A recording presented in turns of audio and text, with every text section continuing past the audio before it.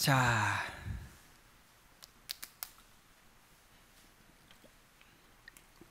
오늘도 우리 기지개 한번 펴고 갈까요? 또 너무 몸을 좀 각성시키기 위해서 기지개도 한번 펴고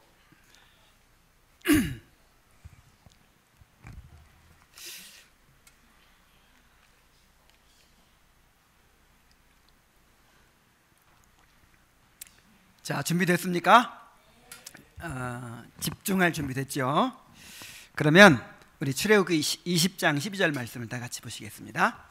출애굽기 20장 12절입니다.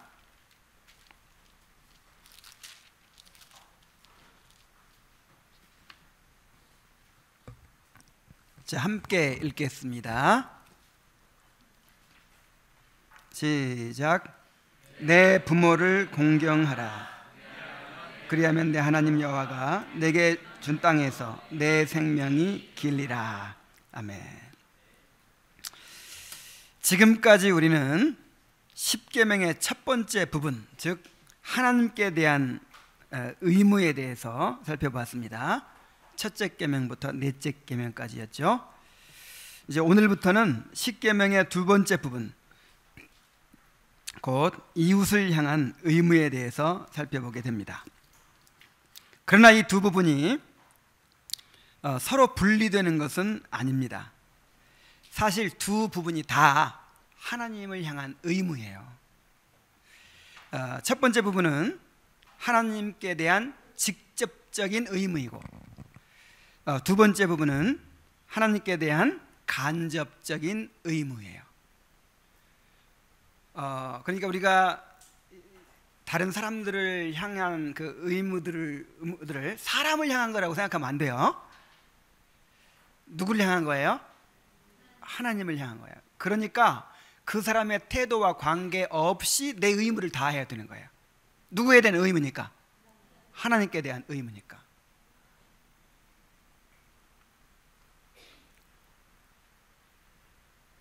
그래서 나중에 하나님한테 절대 변명하거나 핑계할 수 없어요. 저 사람이 저렇게 나오는데 내가 어떻게 사랑해요? 이 말 할 수 있어요? 없어요? 없어요. 누구한테 대한 의무를 해야 돼요? 하나님께 대한 의무를 해야 됩니다. 그러나 순서는 항상 하나님과의 관계가 먼저입니다. 하나님과의 관계가 이웃과의 관계의 근본이 되죠. 하나님을 사랑해야 이웃을 사랑할 수 있어요. 또 하나님과 올바른 관계를 가지고 하나님의 사랑을 누려야 그 사랑으로 이웃에게 흘러가게 할 수가 있습니다. 그런데 성경에는 대개 어떤 쪽을 강조할까요? 하나님께 대한 의무예요? 사람에 대한 의무예요? 당연히 그럴 것 같은데 사람에 대한 의무를 더 많이 강조합니다. 왜 그럴까요? 하나님과의 관계는 안 보여요. 확인할 수가 없어요. 하나님과의 관계가 무엇을 통해 나타날까요? 사람들과의 관계를 통해서 나타나요. 그래서 이스라엘 백성들의 죄를 막 책망할 때 왜 가난한 자를 압제하였느냐? 막 이런 식으로. 왜 아내를 버렸느냐? 뭐 이런 식으로. 왜 이웃을 사랑하지 않았느냐? 이런 식으로 막 책망하는 거예요.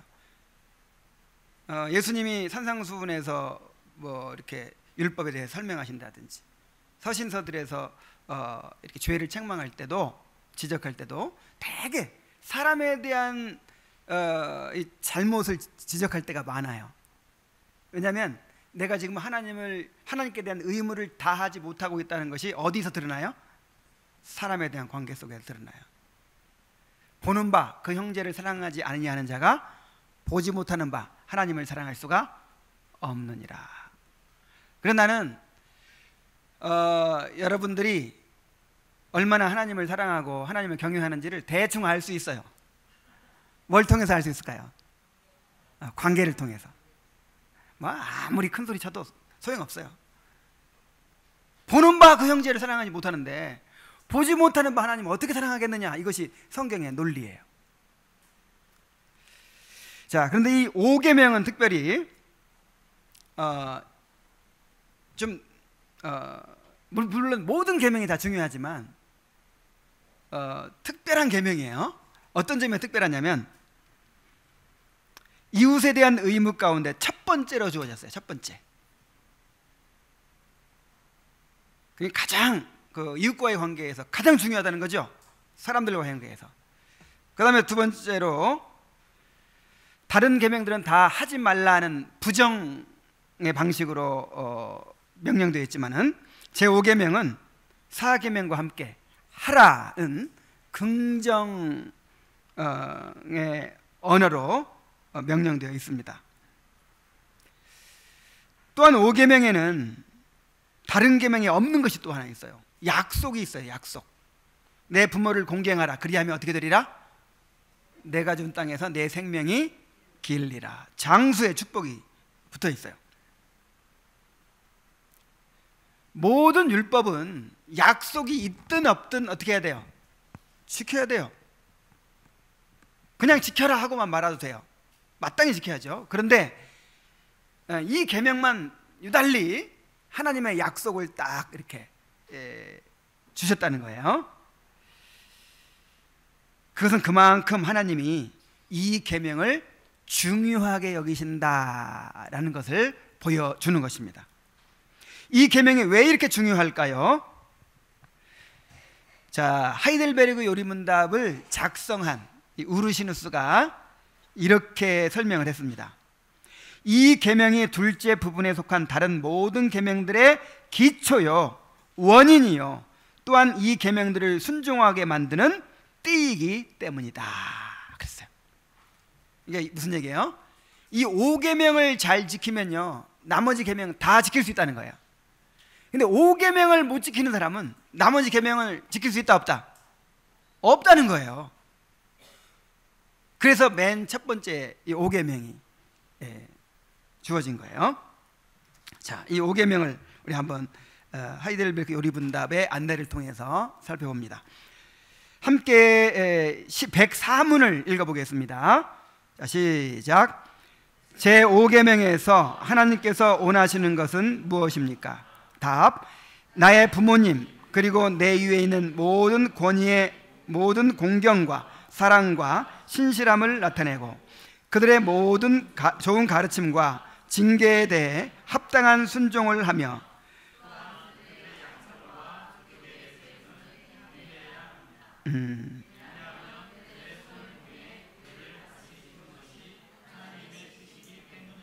네. 또한 그들의 약점과 부족에 대해서는 인내해야 합니다. 왜냐하면 그들의 손을 통해 우리를 다스리시는 것이 하나님의 뜻이기 때문입니다. 그랬죠. 자, 맨 처음에 내 부모를 공경하라 그랬는데 그 부모가 누구냐 하는 것을 우리 한번 생각해 봅시다. 여기서 이 교리문답에서는 부모님 그리고 내 위에 있는 모든 권위 그랬죠. 그래서 여기서 부모라는 말은요 하나의 제유법적인 표현으로 우리가 봐야 됩니다. 사람이 떡으로만 살 것이 아니요 그럴 때 이 떡이라는 것이 제유법이죠. 떡으로만 살 것이 아니요, 이 속에는 떡만이 아니라 이 떡 속에 뭐가 들어있어요? 모든 육신의 필요가 다 들어있는 거예요. 여기에 옷도 들어있고 화장품도 들어있고 그 다음에 학교 가는 것도 들어있고 이 세상에 살아가는 모든 자동차도 들어있어요. 여기 속에 다 들어있어요. 그러니까 이 땅에 육신적인 것만으로 살 것이 아니요 그 뜻이에요. 그죠? 그것을 떡으로 대표하신 거죠. 이걸 제유법이라고 하는데 이 부모도 마찬가지입니다. 내 부모를 공경하라 할 때 단지 그냥 육신의 부모만 말한 것이 아니고 하나님께서 우리를 다스리시기 위해서 우리 위에 세우신 모든 권위자들을 총칭하는 표현이에요. 자, 그런데 왜 특별히 부모를 언급했습니까? 그것은 우리가 태어나서 성장할 때까지 가장 먼저 만나게 되는 권위자가 바로 부모이기 때문입니다. 가장 기초적인 권위가 부모의 권위입니다. 여기에서 하나님께서 세우신 모든 권위가 이제 확장되는 거예요. 그래서 학교에 가면 선생님이 이제 부모가 되는 것이고, 그 다음에 교회에 가면 목사가 부모가 되는 것이고, 또 직장에 가면 상사가 부모가 되는 것이고, 또 나라에서는 누가 부모예요? 대통령이, 왕이 부모죠.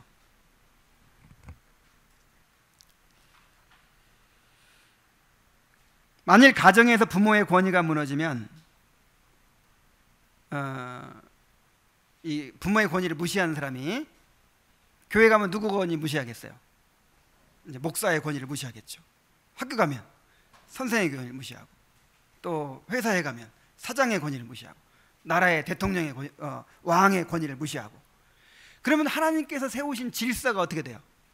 무너져요. 이것은 하나님을 거역하는 일이 돼요. 그래서 왜 부모를 공경해야 하는가 하는 이유를 우리가 알 수 있겠죠. 그래도 더 자세하게 한번 살펴봅시다. 왜 부모를 공경해야 하는가? 자, 교리문답에서 뭐라고 했습니까? 그들의 손을 통해 우리를 다스리시는 것이 하나님의 뜻이기 때문입니다. 자, 여러분 하나님의 다스림을 받죠? 나는 누구한테도 다스림 받기 원치 않아. 나는 오직 하나님만 바라볼 거야. 그게 돼요? 그게 안 되죠. 그래서 하나님께서 이 눈에 보이는 대리자들을 세우셨단 말이에요. 그게 하나님의 질서라고 해요. 질서. 그래서 하나님은 무슨 하나님? 질서의 하나님, 그러죠? 하나님은 어지럽혀지는 걸 원치 않는구나, 그냥 반듯한 걸 좋아하시는구나, 그 뜻이 아니에요. 어떤 하나님의 통치 방식을 말하는 거예요. 다스림을 말하는 거예요. 그냥 질서하면 다스림 이렇게 생각해야 됩니다. 하나님 성격이 좀 뭔가 이렇게 질서 정연한 걸 좋아하시는구나, 그게 아니에요. 하나님의 통치, 다스림. 그래서 하나님은 질서를 무시하는 것을 가장 싫어하십니다. 하나님은 우리 위에 세우신 권위자들을 통해서 우리를 다스리시죠. 기독교 강요 공부할 때도 우리가 십계명을 공부했는데, 거기 5계명 설명에서 칼빈은 이렇게 이야기를 했습니다. 우리 함께 읽어봅시다. 자, 시작. 이 계명의 목적은 여호와 하나님께서는 그의 경륜이 유지되는 것을 기뻐하심으로 그가 세우신 위엄의 정도를 침범하지 말고 지켜야 한다는 것이다. 그러므로 이 계명의 요지는 하나님께서 우리 위에 세우신 자들을 우러러보며 그들을 공경과 순종과 감사함으로 대하여야 한다는 것이다. 그렇다면 이는 곧 우리가 그들을 멸시하거나 고집을 부리거나 배은망덕함으로 그들의 위엄을 깎아내려서는 안 된다는 뜻이기도 하다.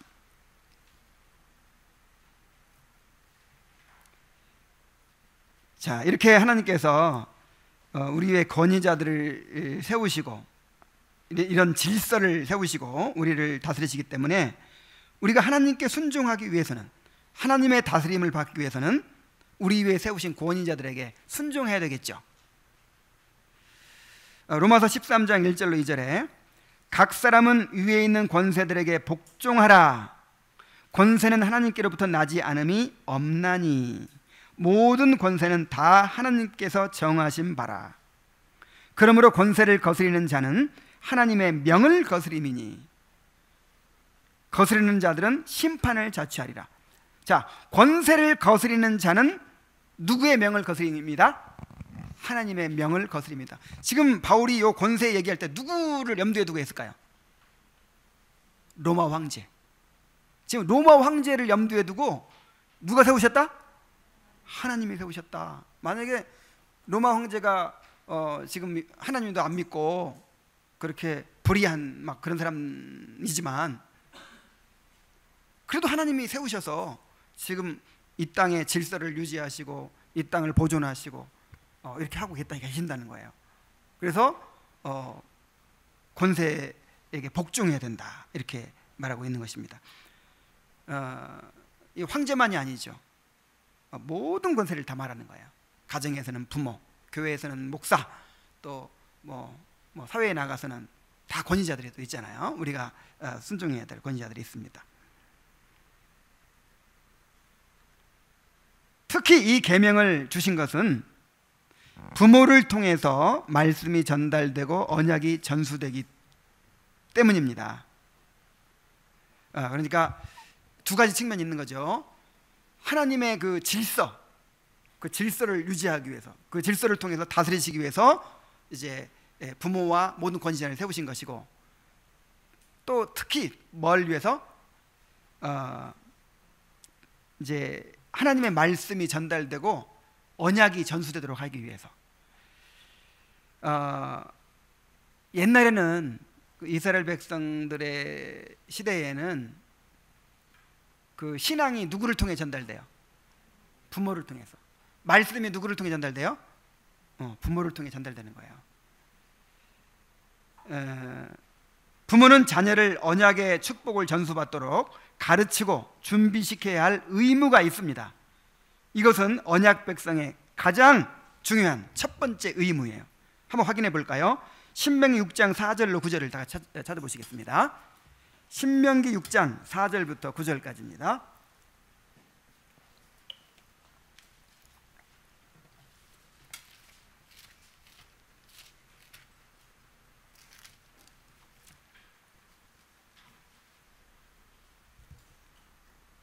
자, 함께 읽어보겠어요. 자, 시작. 이스라엘아 들으라. 우리 하나님 여호와는 오직 유일한 여호와시니 너는 마음을 다하고 뜻을 다하고 힘을 다하여 내 하나님 여호와를 사랑하라. 오늘 내가 내게 명하는 이 말씀을 너는 마음에 새기고 내 자녀에게 부지런히 가르치며 집에 앉았을 때에든지 길을 갈 때에든지 누워있을 때에든지 일어날 때에든지 이 말씀을 강론할 것이며 너는 또 그것을 내 손목에 메어 기호를 삼으며 내 미간에 붙여 표를 삼고 또 내 집 문설주와 바깥문에 기록할지니라.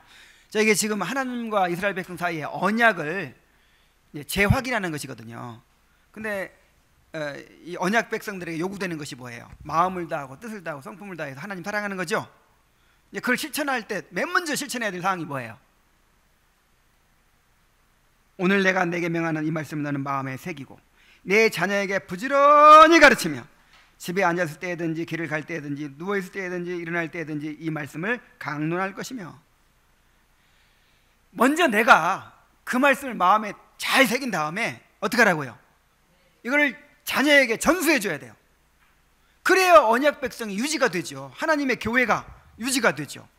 아주 중요한 이 언약의 백성들의 첫 번째 의무예요.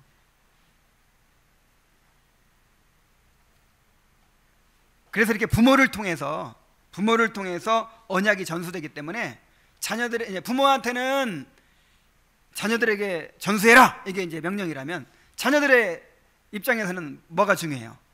순종해야죠. 이제 부모가 하는 말을 잘 듣고 부모의 모본을 따르고 그 부모로부터 신앙을 이렇게 이어받고, 부모는 경건하게 하나님 잘 경외했는데 자녀 때에 가서 그냥 중단돼 버리면 이제 하나님의 교회가 끊어지는 거잖아요. 이거 엄청난 일이에요. 근데 부모들의 책임이 엄청 큰 것입니다. 그래서 자녀들의 입장에서는 이제 부모의 권위를 인정하고 순종해야 되는 것이죠. 자, 어떻게 공경해야 될까요? 세 가지로 이야기합니다. 여기 교리문답에서는 첫 번째로 모든 공경과 사랑과 신실함을 나타내야 한다. 자, 뭘 나타내라고요? 공경과 사랑과 신실함을 나타내라. 여기서 이제 중요한 말은 공경이죠. 공경. 이 공경 속에 사랑이 들어있고요, 신실함이 들어있는 거예요. 공경한다라는 말은 카베드라고 하는데, 무겁게 하다라는 말에서 나왔어요. 그러니까 무겁게 여기는 거예요. 부모를. 자, 무겁게 여기는 게 반대가 뭐예요? 가볍게 여기는 거, 무시하는 거. 자, 무겁게 여긴다는 것이 존중한다는 것이죠. 존경한다는 것이죠. 왜요? 나를 낳아준 부모니까. 물론 그것도 이제 큰 이유지만 하나님이 내 위에 세우셨어요. 나를 통치하시기 위해서, 나를 다스리시기 위해서 하나님이 내 위에 세우셨어요. 그래서 하나님을 두려워하기 때문에 하나님이 세우신 권위를 존중하고 존경하는 것입니다. 이것이 이제 부모를 대하는 태도에서 나타나야 된다는 거예요. 정말 부모를 존경하고 정말 하나님께서 내 위에 세우신 그런 권위자라고 생각한다면 내 삶의 태도에서, 부모를 대하는 태도에서 드러나야 된다는 것이죠. 오늘날 젊은 세대는 권위자에 대한 공경을 잃어버렸어요. 요즘 민주화 시대잖아요. 민주화 시대. 정말 이 불의한 이 독재 정권들이 이 민주화 운동을 통해 이 타파가 됐잖아요. 이것이 정말 좋은 일이기도 했지만 너무 악 영향을 또 미쳤어요. 그래서 모든 권위가 무시되는 시대에 우리가 살고 있어요. 모든 권위를 부정하죠.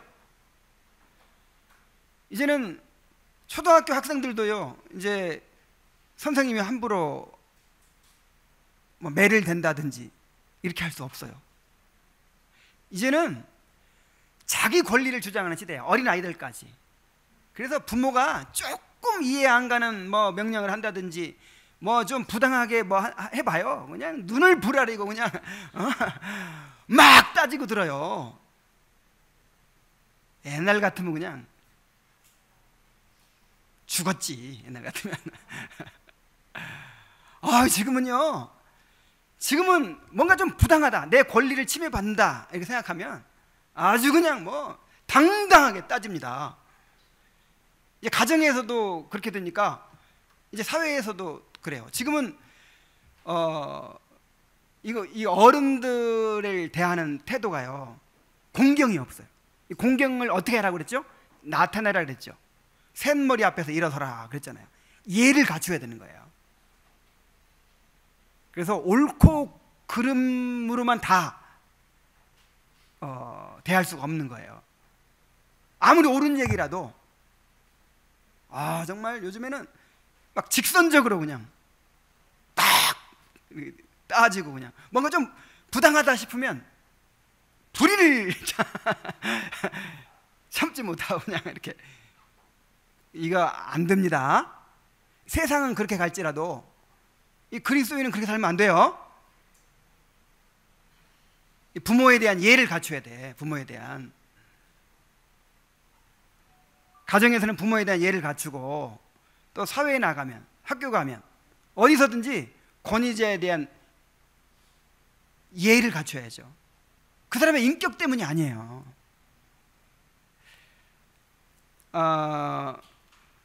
이 종들아, 너희를 다스리는 주인들에게 복종하되 관용한 자들에게만 아니라 까다로운 자들에게 그리할지니라 그랬어요.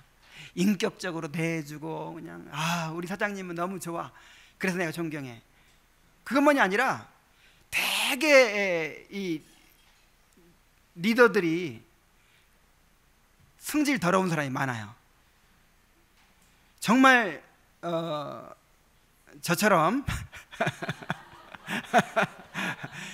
이것저것 배려하고 이 사람들이 다 생각하고 이런 사람은요, 리더가 못 돼요. 독해야 돼요. 그냥 잘릴 때는 자르고 그냥 막 딛고 올라가고 막 경쟁해서 이기고 좀 이렇게 승부근성이 있고 막 이런 사람이 항상 윗자리에 올라가기가 쉬워요. 그죠? 그래 되게 보면 그래요. 되게 보면. 그래서 얼마나 인격적이고 뭐 막 그런 사람이 누가 있겠어요. 다 죄인들이. 그래서 이렇게 관용하는 자들에게만, 어떤 사람에게도 그렇게 하라?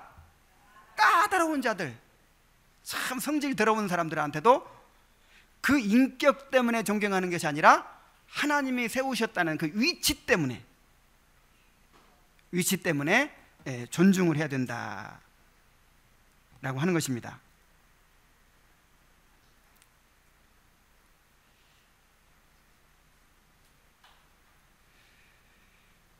그래서 항상 그 종들아 두려워 떨며 막 이렇게 막 얘기하죠. 또 아내들한테도 두려워하며 그 두려움의 대상이 누구예요? 사람을 두려워하는 게 아니라 누구를 두려워하는 거예요? 하나님을 두려워하기 때문에 하나님이 세우신 권위자를 무시하지 않고 존중하고 존경한다는 것이죠. 하나님 두려워하는 것이 여기서 나타나는 거예요. 하나님 두려워하는 것이. 하나님 뭐 눈에 뵈는 게 없으니까 그냥 아무한테도 막 들이받고 그냥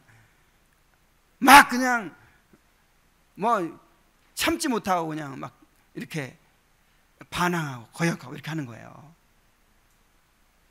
눈에 뵈는 게 없어서. 하나님을 두려워해야 합니다. 그래서 첫 번째 어떻게 하라? 공경을 나타내라. 공경과 사랑과 신실함을 나타내라. 자, 두 번째는 순종이죠. 순종. 그들의 모든 좋은 가르침과 징계에 대해 합당한 순종을 하며 그랬어요. 자, 공경은요 구체적으로 순종으로 드러납니다. 에베소 6장 1절로 2절에 보면은 자녀들아 주 안에서 너희 부모에게 순종하라. 이것이 옳으니라. 내 아버지와 어머니를 공경하라. 이것이 약속이 있는 첫 계명이니. 이렇게 돼 있어요. 한번 따라해 봅시다. 너희 부모에게 순종하라.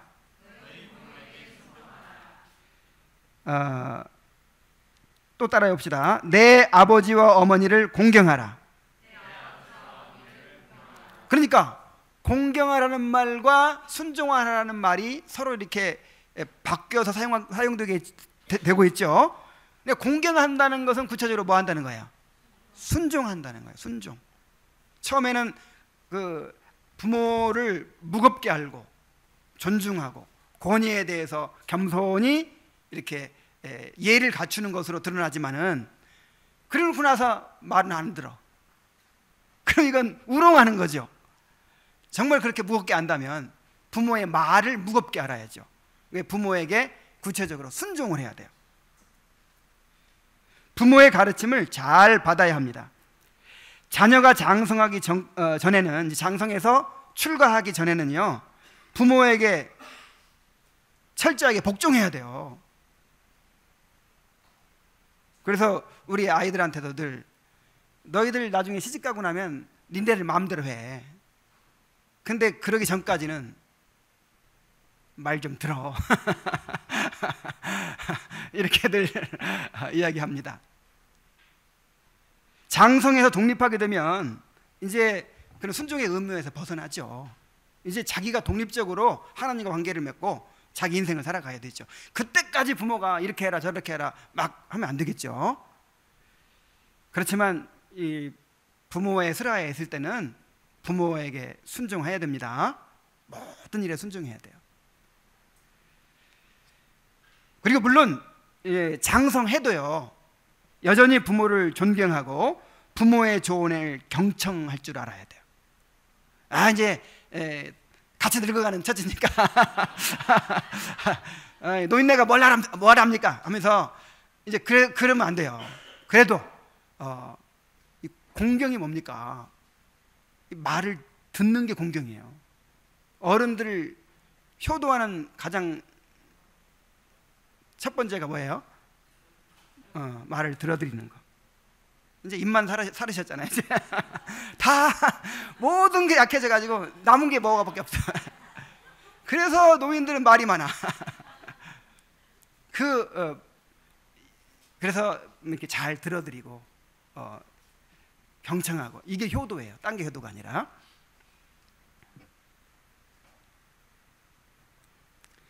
특히 부모의 징계를 공손히 받아야 합니다. 부모에 대한 공경은 특히 징계를 받을 때 드러나요. 잠언 12장 1절에 보면은 훈계를 좋아하지 아니하는 자는 훈계를 좋아하는 자는 지식을 좋아하거니와 징계를 싫어하는 자는 짐승 같으니라. 부모가 막 나무래고 책망하고 때로는 회초리를 들고 할 때 그것을 감사해야죠. 때리는 내가 더 아픈 거야. 여러분 그렇지 않습니까? 부모들 여러분 애들 때리고 혼내고 이게 쉬운 일이에요? 어려운 일이에요? 이게 정말 어려운 일이에요. 그래서 매를 못 때리는 거예요. 그래서 징계를 못 하는 거예요. 정말 이 매를 들고 혼내고 막 이럴 때요, 굉장히 자기 부인이 필요해요. 그래서 막 혼내고 매를 때리고 할 때 자녀들은 어떻게 해야 됩니까? 큰 은혜를 깨닫고 감사해야 돼요. 그래서 제 전에 제 동역자 중에 한 분은 아이들을 그렇게 교육을 시켰어요. 하여간 매를 때려도 무섭게 때리거든요. 그냥 두들겨 맞고 나서 아빠 감사합니다. 그냥 그렇게 울면서 감사하다고 나를 이렇게 징계해 주셔서 그러더라고요. 진짜 그런 마음을 가져야 돼요. 같이 싸우지 말고.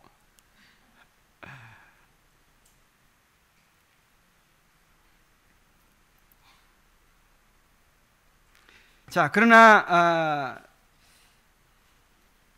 주 안에서 순종하라고 또 얘기했어요. 에베소서 6장 1절에 보면은 이제 그 출애굽기 20장 12절 말씀을 인용하는 건데, 인용하면서 바울이 한마디를 덧붙였어요. 자녀들아, 주 안에서 너희 부모에게 순종하라. 출애굽기에서 모세가 명령할 때는 이 말이 없어요. 그냥 부모에게 순종하라. 네 부모에게 순종하라. 그런데 바울은 뭘 덧붙였어요? 주 안에 순종하라. 이 출애굽기를 기록할 당시에는요, 부모가 다 신앙이 있어요. 그죠? 신앙 공동체니까. 그래서 부모 말 듣는 게 누구 말 듣는 거예요? 하나님 말 듣는 거예요.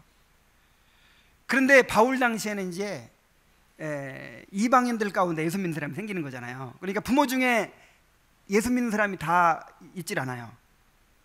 다 예수 믿는 사람밖에 없는 그런 게 아니에요. 예수 안 믿는 부모들이 많아요. 그래서 이제는 무조건 들으면 안 돼. 이제는 어디 안에 순종하라? 주 안에서 순종하라. 부모에 대한 순종은 하나님과의 언약 관계가 그 토대입니다. 다시 말하면 부모에게 순종하는 것은 누구한테 순종하기 위해서죠? 하나님께 순종하기 위해서예요. 그런데 부모가 하나님의 명령과 다른 것을 명하시는 거예요. 그러면 그대로 순종하면 돼요, 안 돼요? 안 되는 거예요.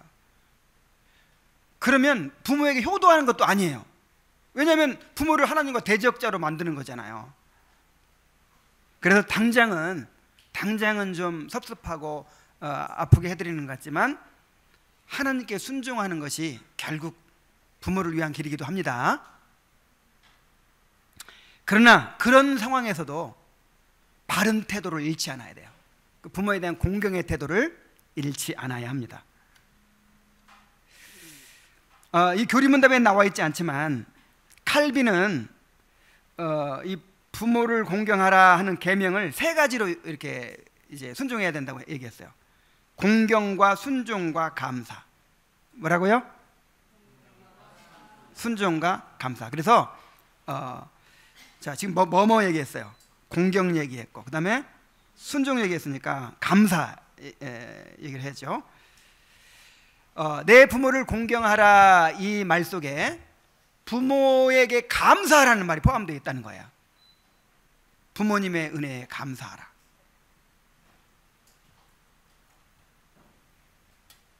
부모가 해준 게 뭔데?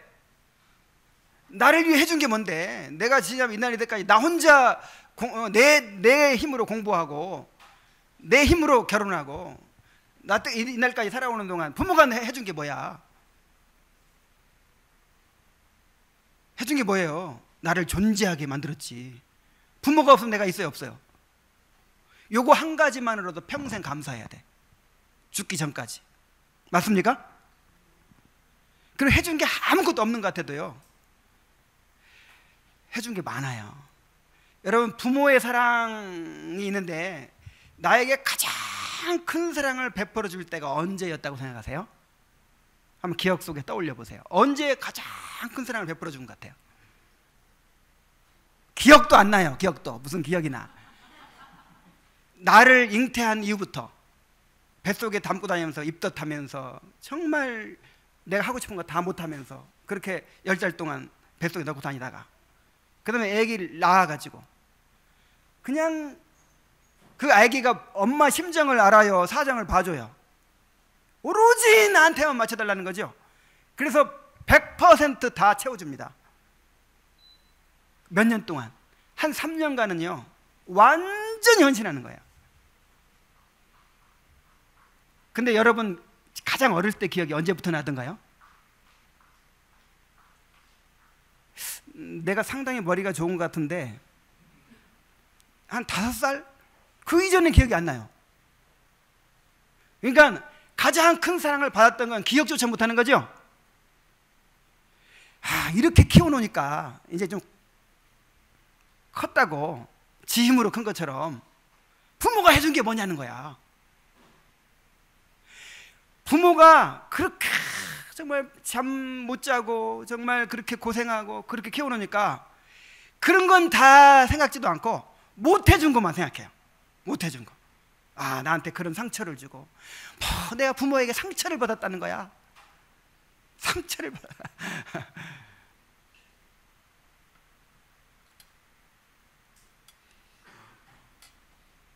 다시 말씀드립니다. 내가 지금 이렇게 이 땅에 존재하는 거, 요거 한 가지만으로도 부모에게 감사할 이유가 됩니다. 나에게 부모가 있었다는 거, 그것만으로도 부모에게 감사해야 됩니다. 감사할 줄 모르는 자식을 키우는 거는 독사 새끼를 기르는 것과 같다 그랬어요. 정말 무서운 일이에요. 그래서 감사를 가르쳐야 돼요, 아이들한테. 너무 막 지나치게 희생하지 말고 그냥 생선 대가리는 다 내가 먹고 그냥 가운데 토막만 주고 막 이러니까 이제 감사를 모르는 거예요. 앞으로는 생선 대가리만 주고 가운데 토막은 다 그냥 엄마가 먹어요. 그리고 뭐 사달라고 하면 즉각적으로 사주지 말고. 그래 감사를 몰라. 그냥 우리 어릴 때는 뭐 가방 하나 이렇게 생기려면 그걸 꿈꾸죠. 기대하고 꿈꾸고 바라보고 엄마한테 약속을 받고 인내하고 그러다 받아요. 그럼 어떻게 돼요? 감격이 있어요. 근데 지금은 피자 사줘? 배달. 통닭? 배달. 뭐 그냥 말만 하면 나와. 그러니까 이 감격이 없어요. 아이들한테 감동이 없어.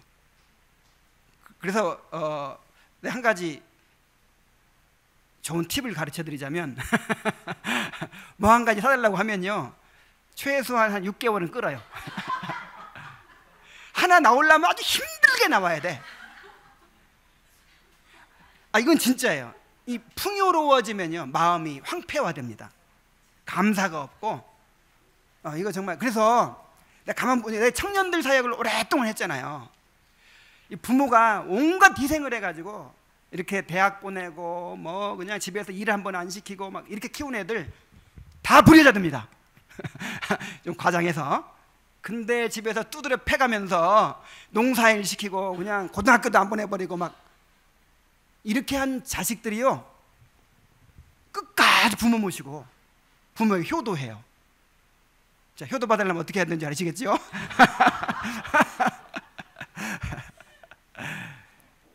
그러니까 지금 제가 말씀드리는 그 요지가 뭐예요?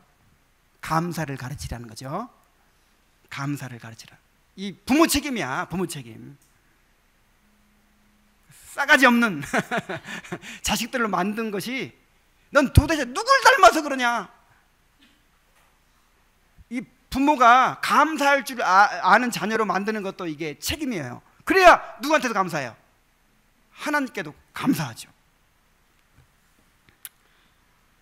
그러니까 여러분 부모에게 감사합시다. 정말 부모한테 감사할 줄 모르는 그런 정말 그런 못된 자녀들이 되지 마세요. 우리 자녀들이 잘 들어야 되는데 우리 혜원이 열심히 노트하면서 듣는 애.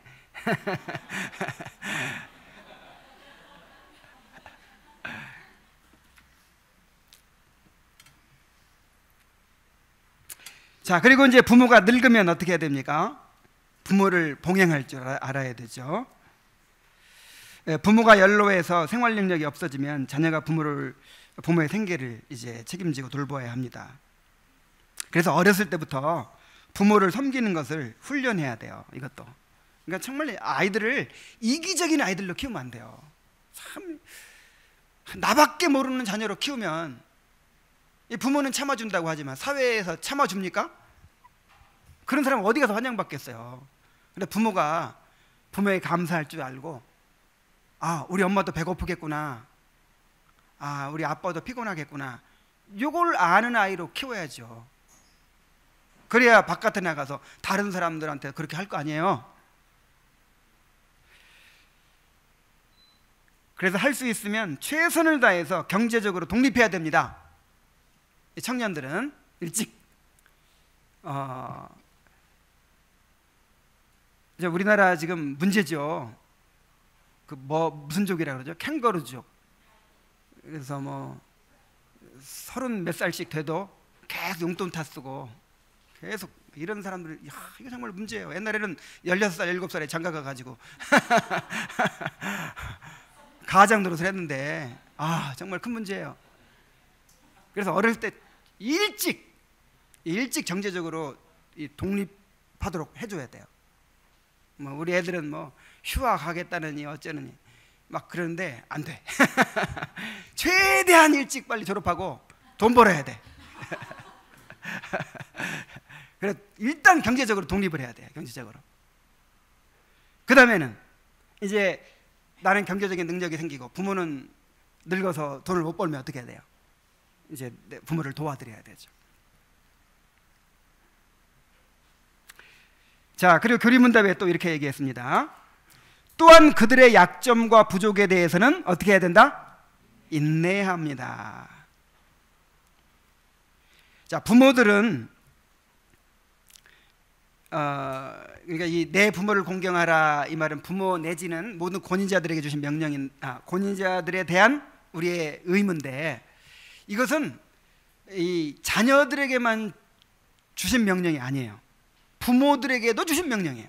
이게 부모들은 부모의 권위를 바르게 사용해야 됩니다. 그래서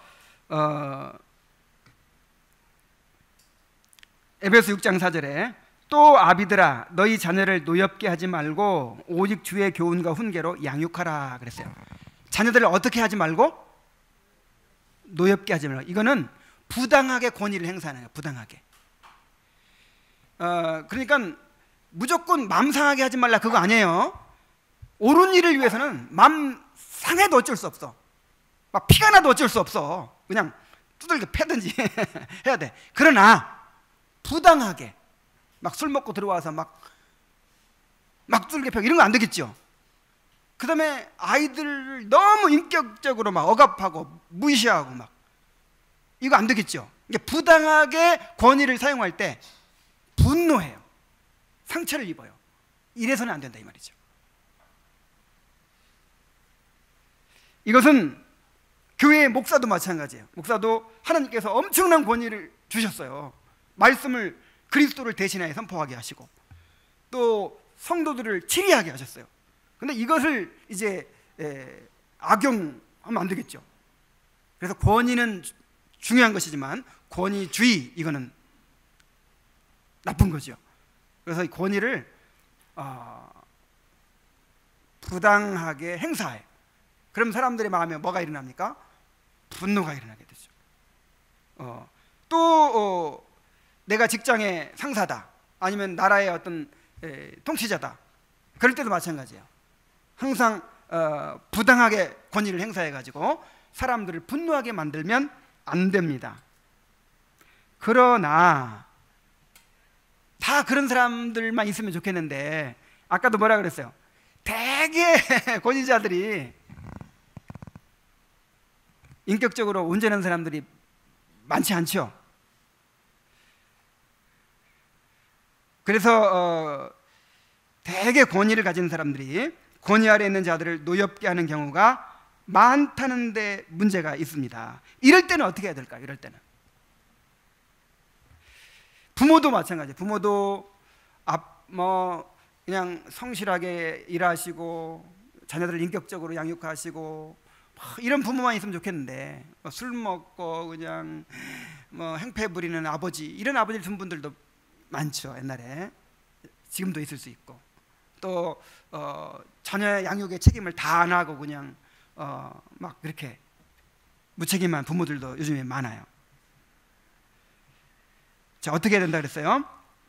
자녀들은 부모의 약점과 부족함에 대해서 인내해야 된다 그랬어요. 모든 인간은 부패한 죄인이요, 부모도 인간이기 때문에 불완전할 수밖에 없습니다. 부모는 모형이에요. 모형은 완전하면 안 돼요. 부모가 너무 완전하다, 우리 부모는 흠잡을 데가 없이 완전한 부모다, 그러면 하나님 믿기가 좀 심히 어려울지도 몰라요. 진짜 내 부모는 나를 버렸으나 하나님은 나를 영접하시리이다, 그 말씀을 이해를 못할 거야 아마. 그죠? 그래서 모형은 항상 불완전해야 됩니다. 그래서 부모가 불완전한 것이 당연한 거예요. 그래야 영원한 아버지를 바라보죠. 부모의 역할은 딱 거기까지야, 모형 역할. 근데 완전한 부모를 바라면 안 돼.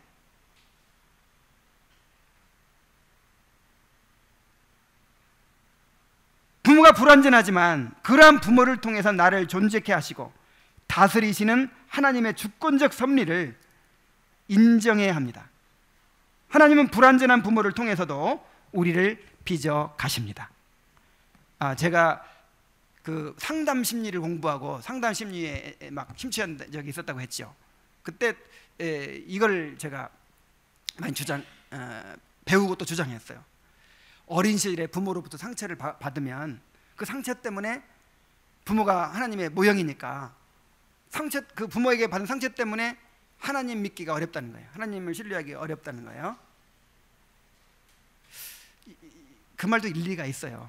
근데 꼭 그렇진 않아요. 부모에게 상처 있는 사람은 다 하나님 잘 못 믿느냐? 전혀 그렇지 않습니다. 어떤 사람은 그것 때문에 내 부모는 나를 버렸으나 하나님은 나를 영접하리이다, 오히려 그런 불완전한 부모를 만난 것 때문에 진정한 아버지를 찾는 사람도 더 많아요. 그래서 어떤 부모는 참 비교적 좋은 부모도 있겠고, 어떤 부모는 좀 더 불완전한 부모도 있을 테지만, 이게 다 하나님의 섭리예요. 그런 부모를 만나게 하셔서 나를 빚으시고 합력하여 선을 이루시는 어떤 섭리가 있는 거예요. 그것을 믿어야 됩니다. 하나님을 믿는다는 것은 하나님의 절대적인 섭리를 믿는단 말이에요. 그래서 그런 부모 때문에 내가 인생이 이렇게 됐다, 그런 말이 합당한 말이 아니죠. 그러면 하나님은 어디에 계시는 거예요? 하나님이 있을 자리가 없잖아요. 상처를 안 받아야만 훌륭한 그리스도인이 된다. 맞아요, 틀려요? 절대 맞는 말 아니에요. 성경에 보세요. 가장 위대한 사람들, 위대한 하나님의 사람은 전부 상처 많은 사람들이야. 요셉만큼 상처 많은 사람은 있나 세워보세요. 요셉만큼. 그 요셉은요, 아버지가 부인이 몇 명이에요? 4명인데 4명에 다 자식들이 있어가지고 서로 싸우죠. 아니, 자식들만 싸우는 게 아니라 그 부인들이 서로 싸워. 큰 부인, 작은 부인 막 싸워. 자식들도 막 왼수지고 싸워. 그리고 야곱은 편애해. 막 그런 상황에서 막 자랐어요. 그래서 형들이 막 팔아먹어버리고, 여러분 아무리 큰 상처받아도 형들이 팔아먹은 거 인신매매 당해봤어요? 노예로 막 팔아버리잖아요. 아니 팔아버린 게 중요한 게 아니구나. 죽이려고 했잖아. 그 상처 때문에, 어린 시절에 받은 상처 때문에 하나님 믿기가 심히 어려워가지고 그랬어요? 다니엘 같은 경우 청소년기에 잡혀가 버리잖아요. 모세 보세요. 모세 어린 시절에 버림받아가지고 그냥 그 왕궁에서 이렇게 자라게 돼. 물론 이제 나중에 어머니를 만나게 되기도 했지만, 하여간 가만 보면 이렇게 상처 많은 사람들이 많아요. 근데 그런 것 때문에 하나님 믿는데 지장이 생겼다, 이런 건 없어요. 오히려 진정한 아버지를 만났죠. 그래서 그런 거 핑계 대지 마세요. 그런 거 어떤 부모를 주셨든지 감사하세요. 하나님의 섭리입니다. 하나님의 섭리.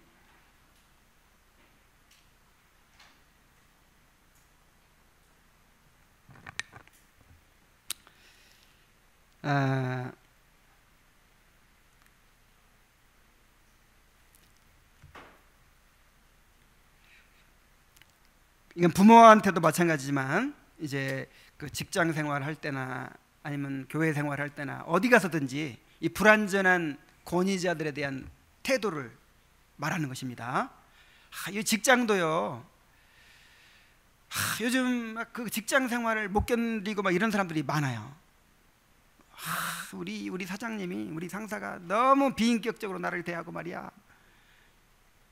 그래 내가 못 견디겠다. 금방 옮기고 이거 안 돼요. 어떻게 하라?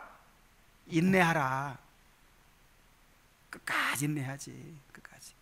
물론 이제 바른 방법으로 이렇게 이제 바로 잡으려고 하고 이것까지 하지 말라는 게 아니에요. 공경하는 태도로 올바른 방법으로 또 나의 입장을 설명하고 그런 노력도 해야 되겠지만은, 근데 기본적으로 인내하고 견뎌야 돼요. 그럼 견디는 가운데 우리가 빚어지죠. 그래서 우리 직장 생활을 어떻게 생각해야 되냐면 훈련소라고 생각해야 돼요. 하나님께서 우리를 하나님의 사람으로 빚으시는 그 훈련장이 어디입니까? 직장이에요. 교회에서 성경 공부로 빚어지는 줄 아세요? 다윗이 어디서 하나님의 사람을 빚어졌어요? 직장에서 양치면서. 다 모세도 보세요. 모세가 어디서 빚어졌어요? 시내 광야에서 양치기로 40년간 자기는 공부 열심히 해서 공부 많이 한 거 가지고 이제 이스라엘 백성을 인도하는 지도자가 되겠다 그랬는데 그 공부가 안 된다는 거예요. 그 공부 가지고. 그러니까 다시 말하면 교회에서 성경 공부가 안 돼요. 광야로 나가야 돼. 광야에서 그냥 40년간 푹 썩어야 돼. 그 직장에서 빚어지는 거예요. 야곱이 어디서 빚어졌어요? 악덕 기업주 라반을 만나가지고 그냥 품삯을 10번이나 그냥 이 노동 계약을 바꾸는 거야 막. 그리고 막 결혼도 속여 먹잖아 막. 그거를 누구를 바라보면서 참죠? 하나님을 바라보면서 참아요. 20년간 인내했어요. 다 그러면서 빚어지는 거예요. 그래서 직장 생활에서 이것도 영적인 일이라고 생각해야 돼요. 성경이 그렇게 말하고 있어요. 무슨 일이라도 죽게 하였다고 사람에게 하지 말라. 이는 유업의 상을 죽게 받을 줄 알미니 너희는 주 그리스도를 섬기느니라. 하나님이 세우신 질서에 순복하고 그걸 인내하는 것은요, 하나님의 질서를 받아들이는 거예요. 이것을 통해서 우리가 빚어지는 거예요. 그래서 직장을 돈 줘가면서 훈련시켜주는 곳, 이렇게 생각하십시오. 야, 우리를 막 빚어지도록 훈련시켜주는데 훈련 교관이 좀 독해야 되겠죠. 그래서 독한 사장, 상사까지 딱 마련해가지고 우리를 막 빚어주는 거거든요. 그럼 우리가 돈 내야 돼요. 원래는 한 달에 한 100만 원씩 내가면서 직장 생활을 해야 되는데 돈을 줘가면서 우리를 훈련시켜주는 거예요. 별로 안 기뻐하시네. 하나님을 믿으십시오. 특히 교회에서는 더욱 중요해요. 교회에서 주님이 통치하시죠. 교회가요, 주님의 다스림이 없이는 이건 교회의 생명이 끝나는 거예요. 지금 한국 교회가 문제가 뭔가요? 기도 열심히 하죠. 사람 많이 모이죠. 근데 뭐가 문제죠? 다스림이 없어. 다스림이. 다 목사님들이 내가 왕이고 성도들은 자기 마음대로 신앙생활하고 자기 중심적으로. 권징이 없어요. 지리가 없어요. 다스림이 없어요. 권위가 없는 거야. 이제는 교회의 지리하에 생활하는 것이 아니라 교인들이 고객이에요. 고객은 왕인데 나를 이렇게 대접해. 설교가 이게 뭐야. 서비스가 이게 없어. 너무 없어. 내가 이렇게 힘들고 어려우면 딱 신방 와서 딱 위로해주고 해야지. 더 서비스 좋은 그런 회사로 찾아가. 교회 회사. 지금 이 교인들이요, 고객이 돼서 고객. 교회들마다 고객 유치에 혈안이 돼가지고 고객의 니즈를 채워주려고 애를 쓰고 있고, 그러니까 이 고객이 교인들이 고객이 되고 왕이 되다 보니까 치를 받는 게 아니라 이제 주인 노릇하는 거예요. 여러분 이게 가장 큰 문제예요. 이게 권위가 없어지는 거. 그래서 우리 교회는 누구의 교회? 주님의 교회. 주님이 다스리시는 교회라, 그 뜻입니다. 목사도 다스림을 받아야 돼. 목사도 이 공교회 신앙 고백서와 교리문답, 이것이 이제 이 권위 아래에 있어요. 이 벗어나면 안 돼. 물론 이제 이 노회의 치리를 또 받아야죠. 성도들도 교회의 치리를 받아야 됩니다. 그래서 하나님은 질서의 하나님이에요. 질서의 하나님. 그래서 우리가 그 질서가 딱 이렇게 유지가 되잖아요. 가정에서 질서가 딱 지켜지고, 또 교회에서 질서가 다 질서에 순응하고, 하나님의 질서가 이렇게 살아있으면요, 주님이 다스려요. 주님이. 근데 질서가 무너지면요, 주님의 다스림이 이제 파괴되는 것입니다.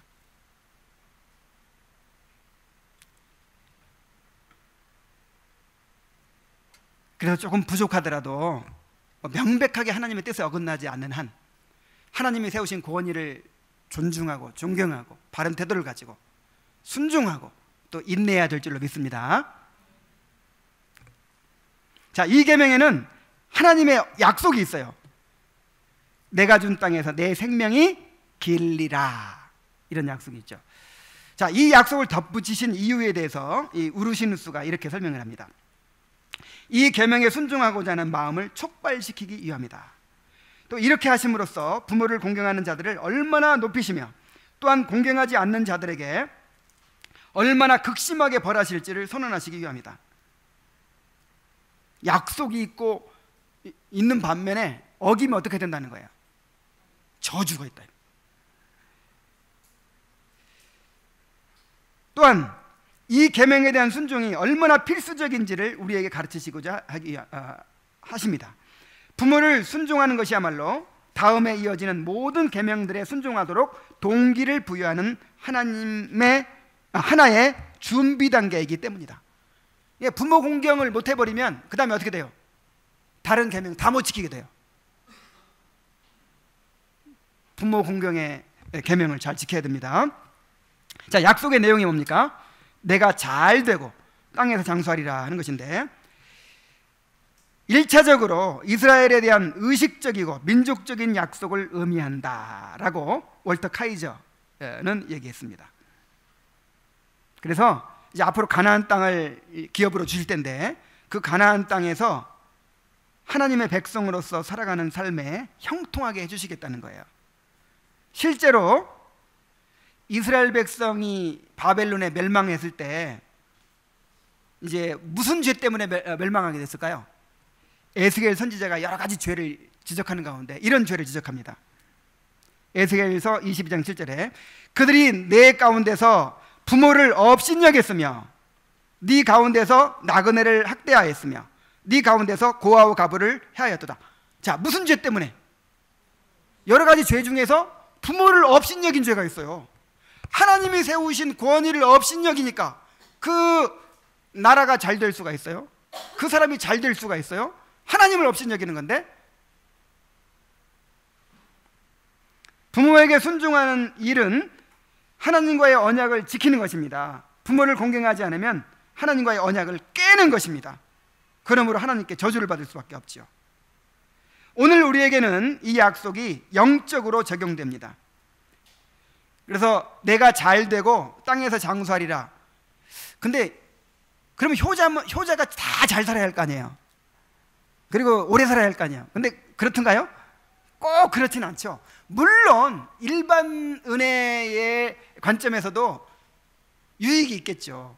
아무래도 부모와 관계가 좋으면 아무래도 스트레스도 덜 받고 아무래도 부모가 또 서로 관계가 좋으니까 더 행복하고 더 건강해지고 더 잘 살게 될 거예요. 아무래도. 그런데 본질은 거기에 있는 게 아니고 오늘 우리에게 이 약속은 영적으로 적용되죠.